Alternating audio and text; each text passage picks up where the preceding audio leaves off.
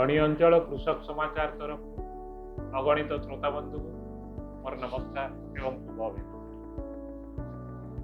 कृषक समाचार आज सारा ओडिशार लोकप्रिय हो पारि।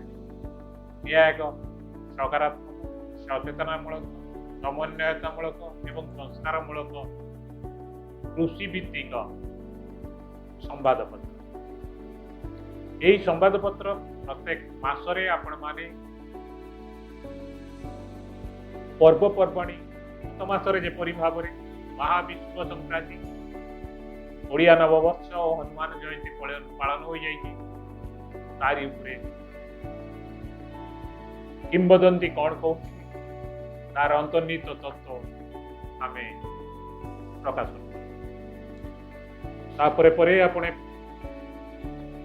सरकारी योजना विभाग में सरकार कौन कौन योजना अच्छी से विषय संक्षिप्त सूचना आप पाइपर।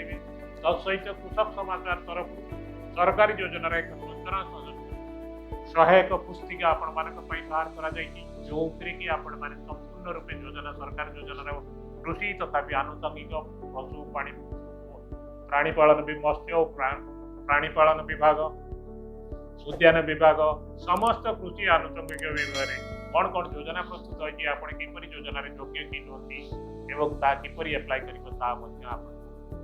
सूचना प्रत्येक वर्ष दि जाए। तत्सहित आमर यही कृषक समाचार रे प्रत्येक मास आपने पाइबे स्वास्थ्य और जीवन शैली किछिटा तथ्य जो कि आपने कौन खाद्य खाइले किपरि सुस्थ रही पारिबे। सहित आपण माने पाइबे मत्स्य और पशुपालन उद्यान कृषि कृषि उपकरण सफल चाषी साक्षात्कार एवं अन्यान्य